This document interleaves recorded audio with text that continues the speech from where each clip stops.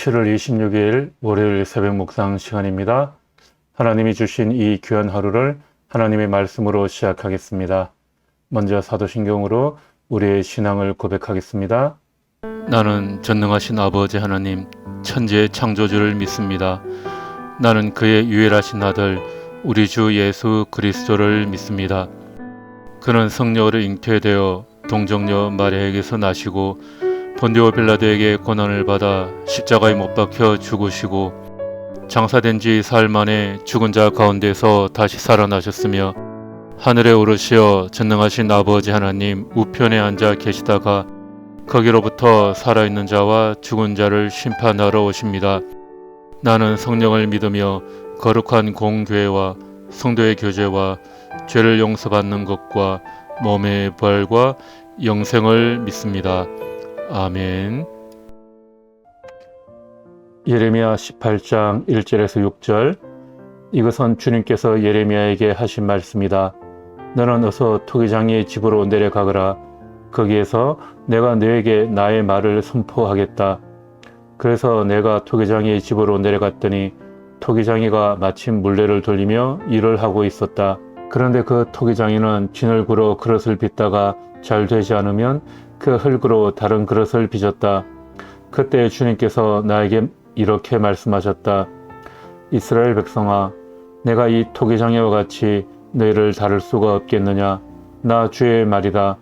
이스라엘 백성아, 진흙이 토기장이의 손 안에 있듯이 너희도 내 손 안에 있다. 아멘.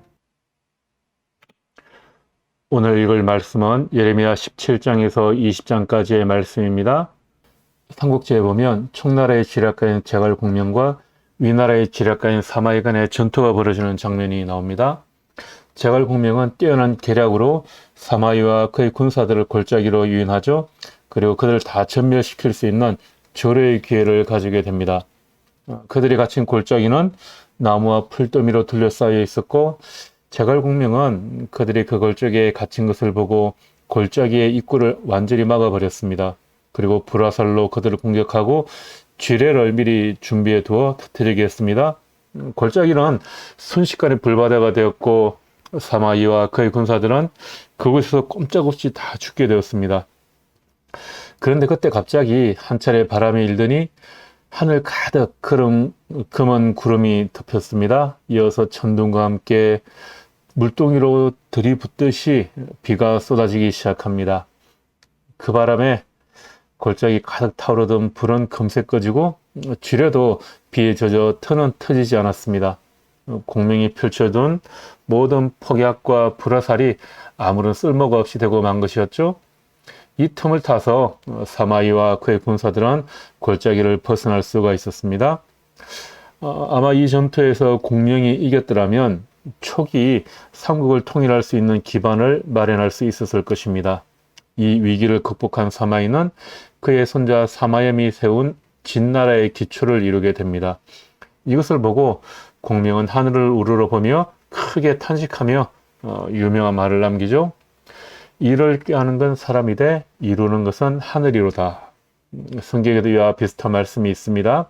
잠언 16장 9절에 사람이 마음으로 자기의 앞길을 계획하지만 그 발걸음을 인도하시는 분은 주님이시다. 또 잠언 19장 21절에는 사람의 마음에 많은 계획이 있어도 성취되는 것은 오직 주님의 뜻뿐이다. 이렇게 말씀하고 있죠. 손오공이 부처님의 손바닥 안에 있다고 하듯이 우리는 하나님의 손 안에 있는 존재입니다.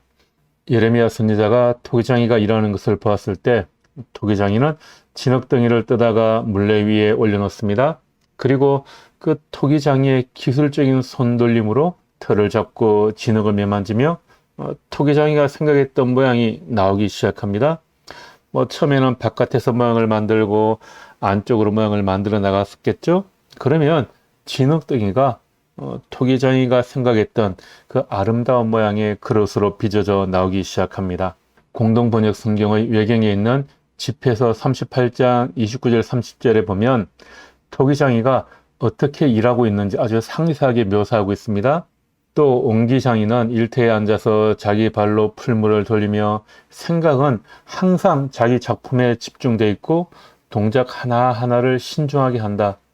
손으로 진흙을 빚으며 발로 반죽을 갠다. 그릇에 윤을 잘 내리고 온 정성을 기울이며 가마를 깨끗이 하느라고 밤을 새운다. 토기장인은 그릇을 만드는데 경험이 많고 능숙한 사람입니다. 그리고 그릇 하나하나를 만드는데 온 정성을 다 기울입니다. 하나님은 인간을 빚으시는 최고의 토기장이십니다. 그런데 그분은 실험자가 아닙니다. 실험실에서 실험하는 사람은 온전한 결과물을 만들어내기 위해서 수많은 실수를 합니다. 아무리 뛰어난 조각가나 토기장이라 하더라도 아름다운 작품을 만들기 위해 수없이 많은 실패를 거치죠. 그러나 하나님은 실수하지 않으시는 분이십니다. 지금 여러분 옆에 있는 분들이 하나님께서 연습을 하기 위해 대충 만들어 놓은 작품은 아닌 것 같아 보이죠? 하나님은 자신의 작품을 못쓰게 만드는 법이 없습니다. 성경은 사람을 진흙에 빗대어서 이렇게 많이 설명하고 있습니다. 이번 또 이렇게 말씀하죠. 주님께서는 진흙을 빗듯이 몸소 이 몸을 지으셨음을 기억해 주십시오. 주님께서 진흙 같은 우리를 빚어 나가십니다. 진흙은 토기장의 손에 들려지지 않으면 아무런 가치가 없습니다. 그릇의 가치가 어디에 있습니까? 그 그릇을 만든 진흙의 재료에 있지 않습니다. 진흙의 가치를 더하는 것은 그 물질 자체에 있는 것이 아니라 그 진흙으로 그릇을 만들어가는 토기장의 솜씨에 있습니다. 이름 있는 미술품 경매장에 가보면 우리가 보기에는 별로 마음에 들지 않는 아주 조그마한 그릇이 고가로 경매에 붙여지는 것을 보게 됩니다. 그 그릇이 그렇게 엄청난 가치를 지니게 되는 것은 그것을 빚은 재료가 엄청난 것이어서가 아니라 그것을 빚은 사람의 손길 때문입니다. 아무 생명력이 없는 진흙 덩어리는 그 자체로서는 고유의 가치가 없습니다. 오직 토기장에 의해서 그 고유의 가치가 부여됩니다. 예레미야가 그릇이 나올 것을 기대하고 있는데 갑자기 그것이 무너지더니 망가진 진흙덩이가 되어버렸습니다. 토기장의 온갖 수고가 무의미하게 되었습니다. 예레미야는 그 의미를 잘 알았습니다. 그는 잘못 만들어진 그릇들이 무엇을 의미하는지를 알았습니다. 그 그릇들은 창조주의 손길을 거부하는 불순물과 흠집으로 가득 찬 사람들이었습니다. 지금 이스라엘 백성들의 모습이 그렇습니다.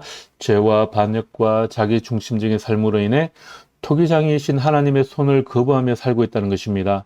하나님은 우리 인생의 설계자이자 건축자이십니다.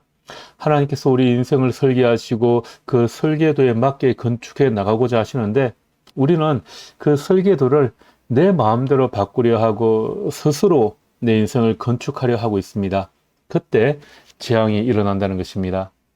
지금 이스라엘 백성들의 모습이 이렇게 불순물로 가득 차 토기장이자 설계자이신 하나님을 거부하고 있다는 것을 비유적으로 보여주고 있습니다. 예레미야는 계속해서 관찰을 합니다. 토기장이가 과연 어떻게 할까? 농로를 걷어차고 터진 진흙을 버리고 새로운 진흙으로 토기를 만들까? 그러나 그러지 않았습니다. 그런데 그 토기장이는 진흙으로 그릇을 빚다가 잘 되지 않으면 그 흙으로 다른 그릇을 빚었다.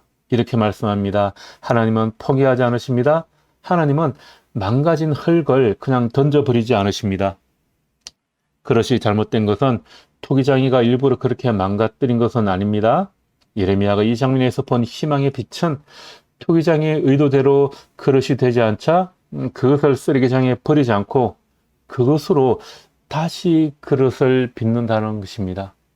그릇은 엉망이 되었지만 그 진흙이 아직 토기장의 손에 들려 있습니다. 때로 우리의 인생 여정에서 실패할 때가 있습니다. 그때 우리 인생의 그릇은 엉망이 되었으나 그 가운데에서도 소망이 있는 것은 그 진흙이 아직 토기장의 손에 있다는 사실입니다. 예레미야가 본 토기장이는 그 잘못된 그릇을 더미에 던지지 않았습니다. 아마도 물로 약간 부드럽게 하여서 다시 다른 그릇으로 만들었을 것입니다. 다시 빚고 매만지고 더 많은 손길이 필요했겠죠. 그런 그릇이 처음에 의도했던 모양이 아닐 수는 있지만 그래도 여전히 주인이 쓰기에 알맞은 그릇으로 탄생하게 됩니다. 여러분은 하나님의 손에 들려있는 존재입니다. 주님께서 쓰시기에 가장 알맞은 모양과 용도로 주님께서 여러분을 빚어 나가십니다. 오늘 하루도 주님께서 여러분들을 주님의 사람으로 만들어 나가시는 줄 믿습니다. 그 주님과 동행하는 오늘 하루가 되기를 주님의 이름으로 축복합니다. 기도하겠습니다. 하나님, 주님의 가르침에 우리의 기쁨이 있습니다.